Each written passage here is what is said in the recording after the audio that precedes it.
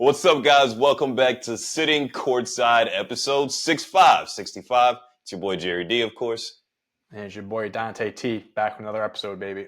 Yeah, man. Here to rock, here to roll. Dante, you ready to jump into some NBA hoops, man? We're at this weird point, actually, too. We're at the quarter season mark, Yes, we are. Like yes, that we are. 20 and a half kind of vibe. We're getting bigger sample sizes now, players, teams. We're getting a better idea of how things are shaping out. So yeah, we're at a good strong point in the season.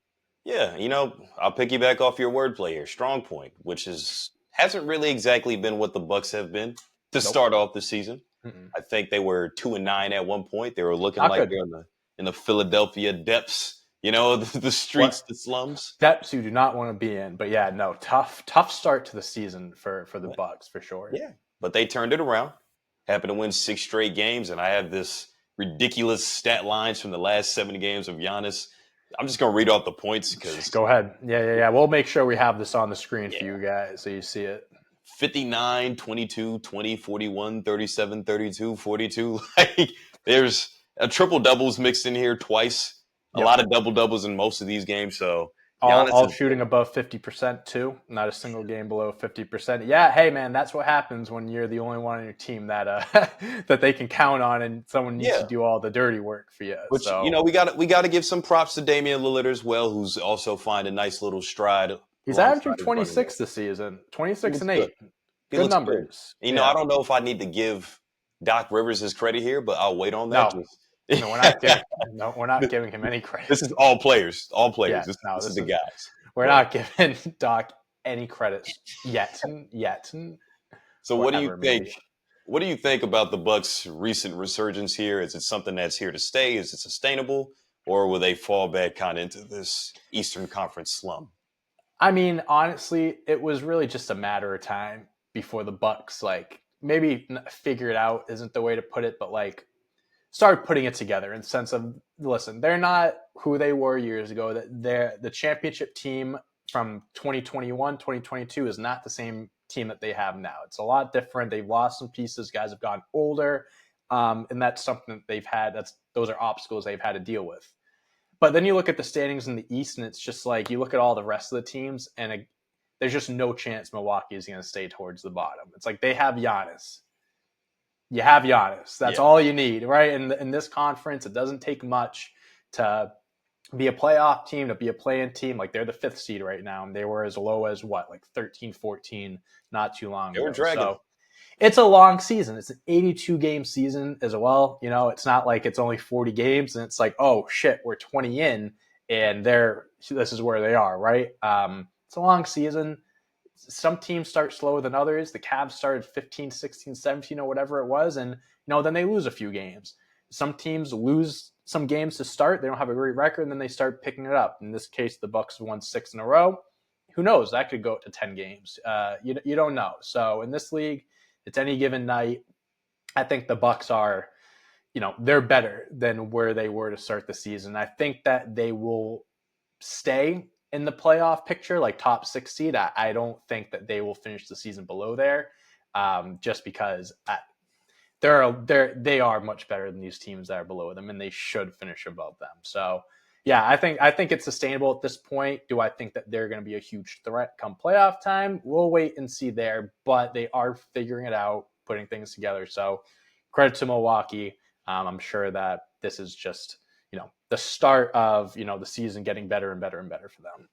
Yeah, of course, I agree with you here. I think the whole entire time when the Bucks are going through this rough stretch of games, it's not like the roster drastically changed. It's not like they made a head coaching change, which I'm glad they didn't yet, because then they would be in the same exact. You would have thought right. The trend of the last 2 years, Doc Rivers, I'm shocked is still around. So I'm glad, at least this time, for now at least, that they didn't decide to let go of Doc. I mean, quarter of the way through, it's not like you guys are winless. You could be worse. You could be in Philly shoes, or something like that. So I'm actually kind of happy to see a good team actually push themselves out of the slums, out of Section 8, and back into a residential area of okay, we could actually hang out around in this neighborhood with the street lights on. We don't feel threatened that we're going to fall into hell. So right now they're in a pretty good spot to where they can kind of dictate their own future. I also think they'll stay top 6. I think they could even creep up into that top 4 possibly. But Sure. we talked about a little bit about Orlando and how they've been rolling last week. So it's going to be hard to kind of push those guys off their button, depending on how they're doing. But I Absolutely. guess I guess with everything going on, last question that we could ask and to wrap up this first little piece. With Giannis, I guess, winning more games now, hitting his stride, playing well, do you still think that even if they do make the postseason, will Giannis want out?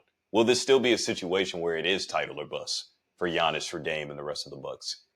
I think it's a situation of it's a factor of how they'd get eliminated from the playoffs and how their season ends. Because I think if they make the playoffs, if they lose in the first round, healthy, no one's hurt, it's an like upset, whatever, tough loss. Yes, I can see him having the mentality of I still want out. But let's say they make it to the second round, even the Eastern Conference Finals.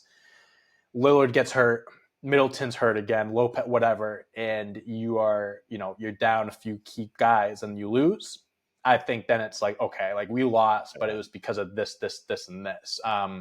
At the same time, like those reasons are, it's because, I have older teammates and these guys can't stay healthy. So that might be like, maybe that does, push him more out the door. But I really think it's just a matter of the manner in which they go out this season. If they go out this season, if they win the championship, obviously he's not going to go anywhere. But yeah, let's not slow the roll. I know, no, I'm not jumping on the train. The no, train. not the I'm train. not jumping on Let's it. not just lie to him. Is what I was making sure. Like, listen, I'm not a liar, Jerry. I'm just saying if, not when, if. Yeah, I definitely think it's just going to be a factor of how the season ends, whatever it may be.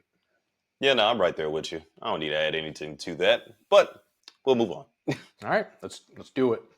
Going on to the other coast now, out to the West Coast, where I think everybody kind of expected this team to kind of drown, especially after losing Paul George and, and not having Kawhi. Available.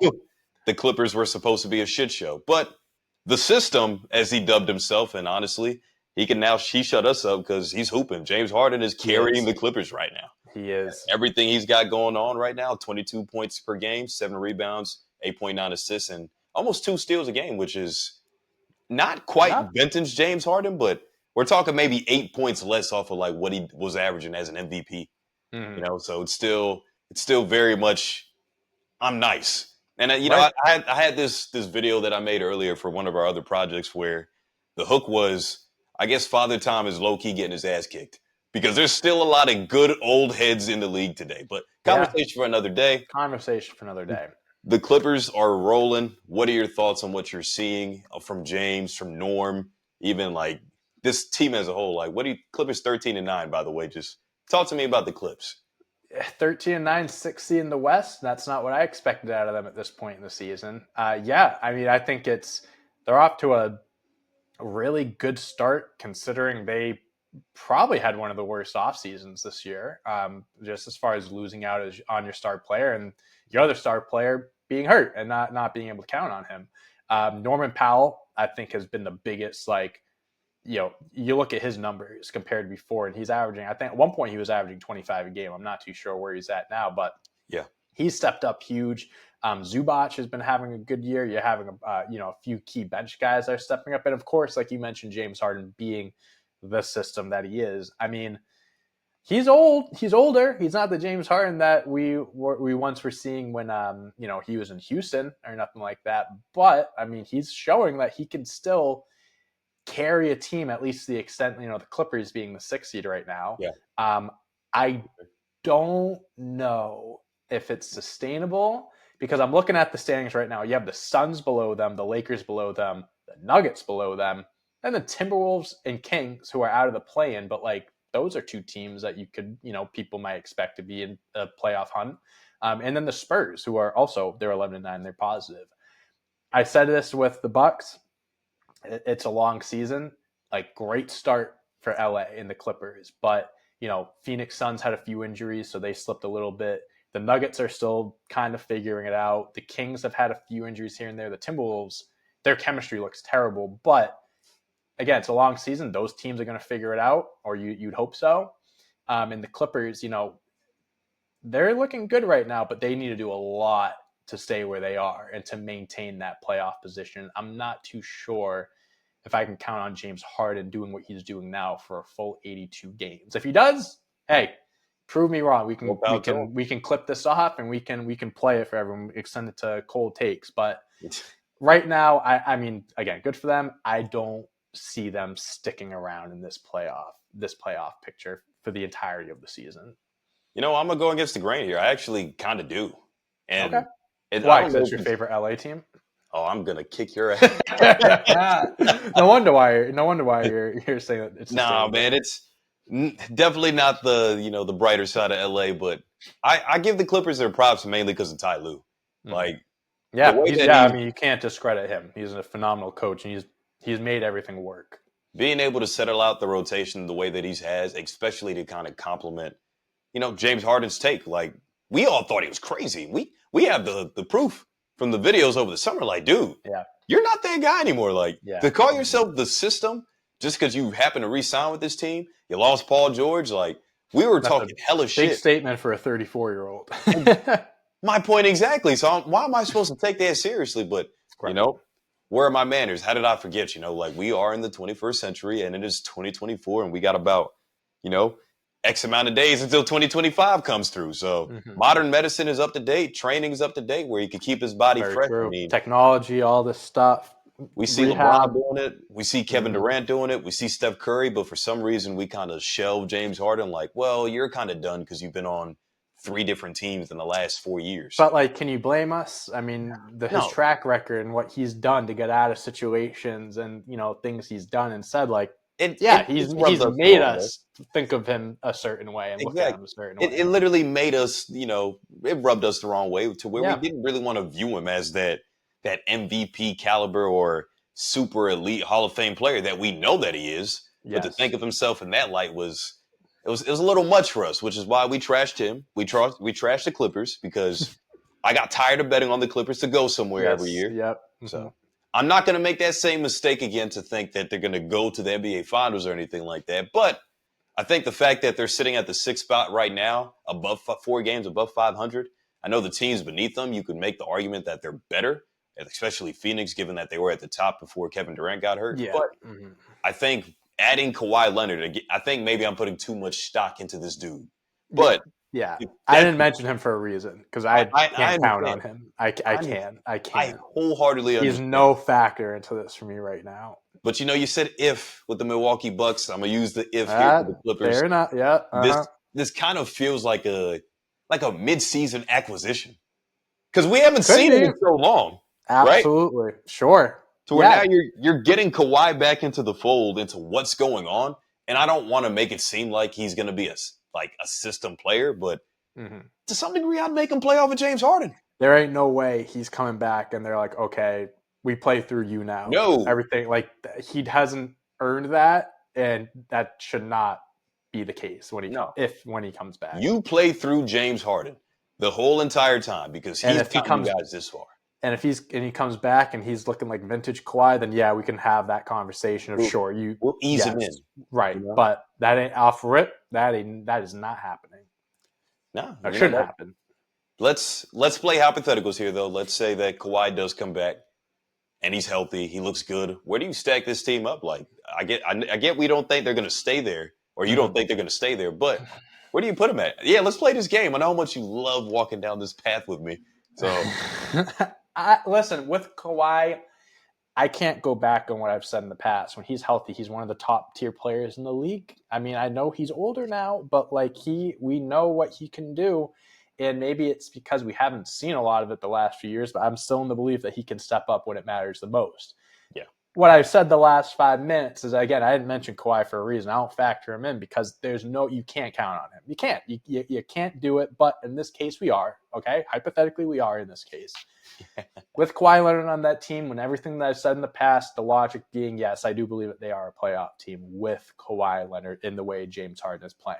Remove Kawhi Leonard from this situation, I don't think they're a playoff team. I don't think it's sustainable. If Kawhi comes back mid-season and he's, like you said, like this big acquisition, free agent sign, you get this guy halfway through the year, you're already cruising, now you're adding this piece, sure. I think that there is a good chance that they can do it. But where it stands right now, I don't know like how things are going with Kawhi. I'm hearing things about him getting better and we're getting closer and closer, but I don't believe shit. I won't believe it until I see it, and that's where I stand with the Clippers. So, Not mad at it. I just really wanted to hear you vent again. I love talking shit about the Clippers here. I've been talking too positive about them, but yeah. I had to be the devil on your shoulder, Jerry. Thank You're you. being way too positive about the Clippers to bring it down a little bit. Man. Dante the devil, man. That's right here, on the DD. right. DD. Only when it comes to the Clippers. He's a great guy. I promise y'all. Oh, thank you. I appreciate it. Clippers and the Bolts. That's the only time you see the devil horns come out. Gosh. You know me and the Bolts. Goodness. No pun intended. But no pun intended. Moving on to, I guess, another not super negative, but semi-negative. One of the teams that you mentioned below the Los Angeles Clippers here, the Sacramento Kings, where they've been losing a few games. They're off to a lackluster start, for sure. I wasn't big. I said in the summer as well, I don't like DeMar DeRozan in Sacramento. That wasn't something that made a lot of sense to me personally. But they're kind of paying for it right now, so rumors are starting to swirl now about rival executives keeping an eye on some of their pieces out west. More particularly in De'Aaron Fox, who is obviously having a career year right now. Got the having a fantastic year. Brand, putting career highs in points, rebounds. 27, 5, and 6. Not bad. Looks good, but what are your takes on, like, I guess, where could De'Aaron Fox possibly end up, or what should the Kings do? Let's say that, again, I'm putting you down another hypothetical. The Kings walk to, let's say, they're 9-20. They lose 8 straight games or something like that. Sure. Or they have an under 500 record by a significant amount. What's kind of the plan here? What should the Kings do? I don't think they should make any drastic moves at this moment. I mean, you just brought in DeMar. You have 1 year left on De'Aaron Fox's contract. So next year is his contract year. He turned down an extension and wants more money, chasing the bag. And I don't blame him. Unless there is a situation like you said where they lose like 10 games in a row and they're just like, we're at a point towards the trade deadline where it's like there is no hope for them, especially in the Western Conference, how stacked it is. At the trade deadline, I can see them maybe entertaining offers, but at the same time, like, they're going to hold De'Aaron Fox to a high regard. They're not just going to ship him. Like, if they're trading him, like, they're going to make sure that they get a good return for him.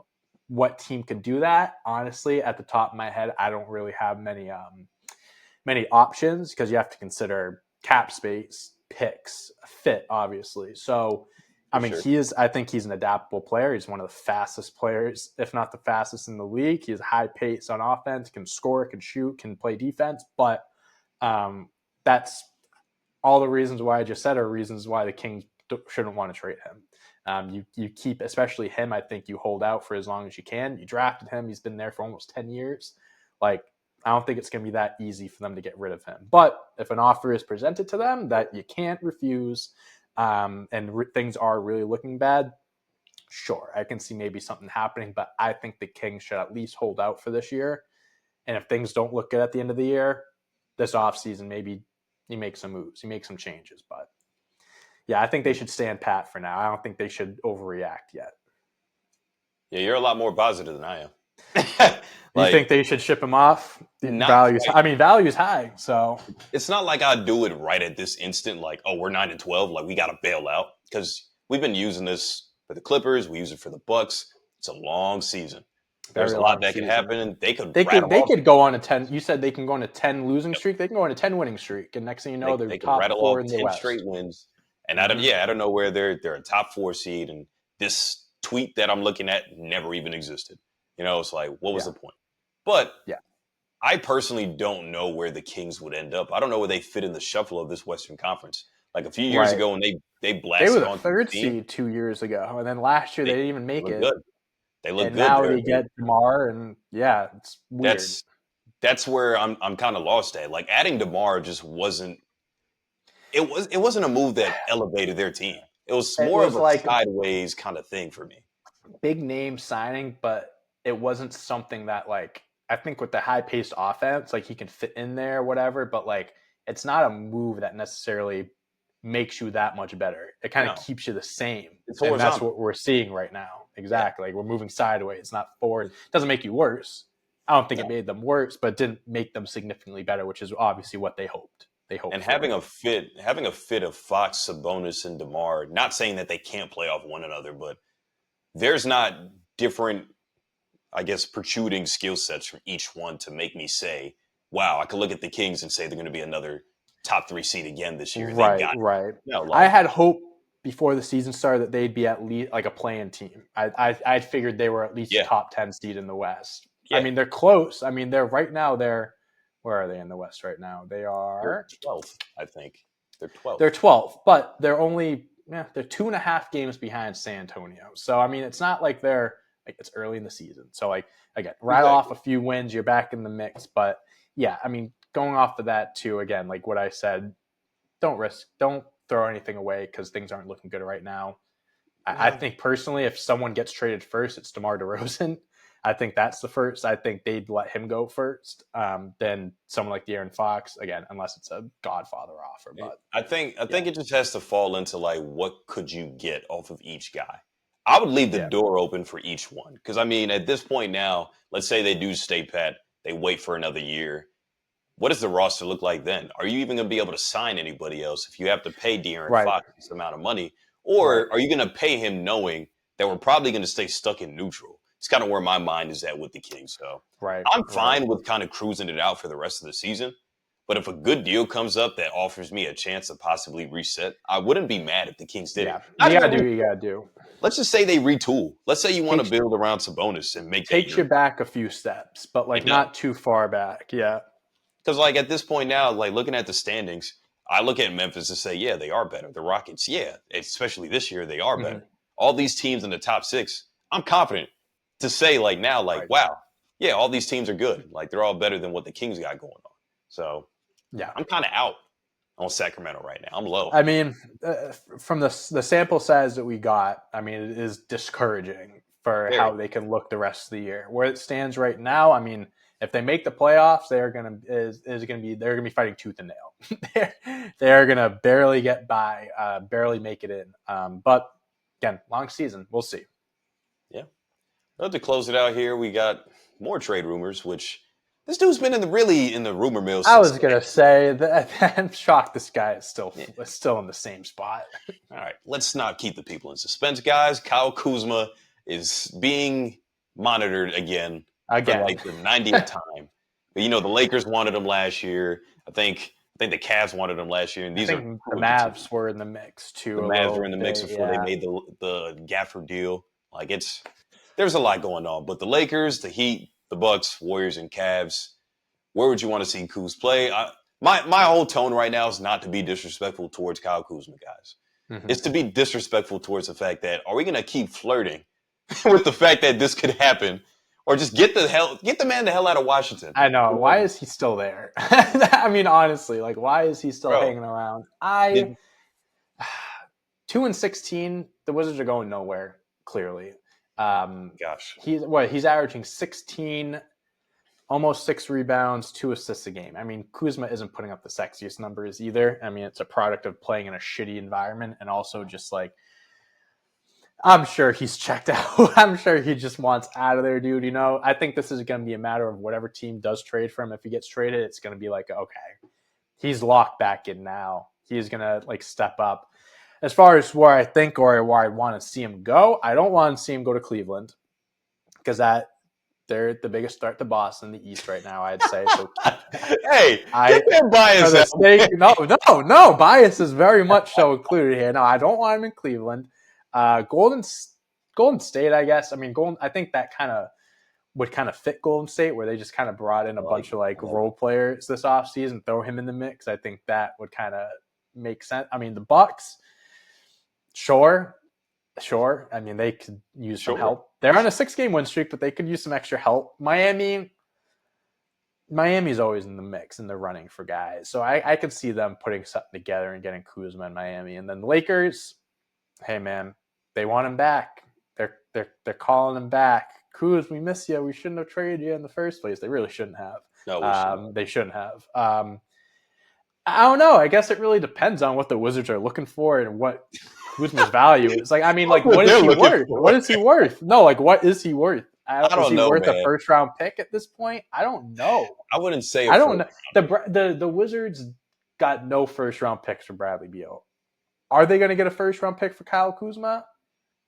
If they do, I think that's worse. That's a worse look for the organization. The fact that you got a pick for him, but not for Bradley Beal, that is an awful look on the organization. So I don't know. Honestly, dude, whoever offers the most, I guess. That's where I think he's going. Whatever team offers the most. I don't know. Hey, man. His value isn't. I mean, I can't imagine his value is sky high right now. I can't. Definitely. I'll just say that.